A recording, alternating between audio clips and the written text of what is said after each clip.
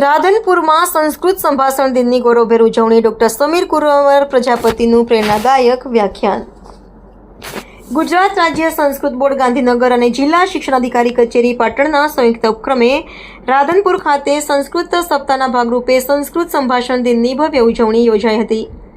તારીખ 7 ઓગસ્ટ 2025ના રોજ શ્રી વિનય વિદ્યાલય રાધનપુર ખાતે આ કાર્યક્રમનું સફળ આયોજન કરવામાં આવ્યું.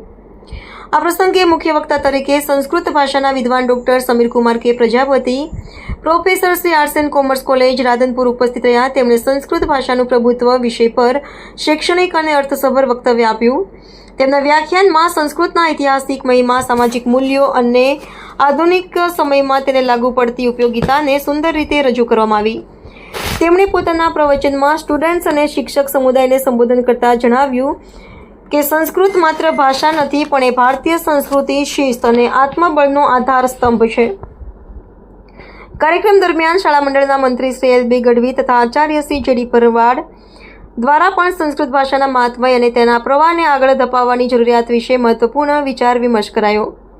વિદ્યાર્થીઓ, શિક્ષકો તથા શાળાના અન્ય કર્મચારીઓએ ઉત્સાહભર્યું સહભાગિત્વ નોંધાવ્યું હતું. સમગ્ર કાર્યક્રમમાં શિસ્તબદ્ધ આયોજન, ઉચ્ચ શૈક્ષણિક મૂલ્યો અને ભાષા પ્રત્યેનો ગૌરવ સ્પષ્ટ રીતે પ્રતિફલિત થયો. વિશ્વની સૌથી જૂની ભાષા સંસ્કૃતને જીવંત રાખવા તથા નવી પેઢીમાં તેની પ્રશસ્તિ જાળવી રાખવાના હેતુસર યોજાયેલા આ કાર્યક્રમ ખરેખર પ્રશંસનીય અને પ્રેરણાદાયક રહ્યો. રિપોર્ટર નાથાલાલ ઠાકોર, રાધનપુર. જક્ષીભાઈ મને કેટલાય સમયથી કહેતા હતા કે સાહેબ અમારી સ્કૂલમાં આવો. જોકે મોડેલ હાઈસ્કૂલમાં જ્યારે એ પોતે હતા ત્યારે પણ મને બોલાવેલો ત્યાં, અને ત્યાં મારે વક્તવ્ય આપવાનું થયેલું. આજે ફરીથી જક્ષીભાઈએ મને આ લાભ આપ્યો છે.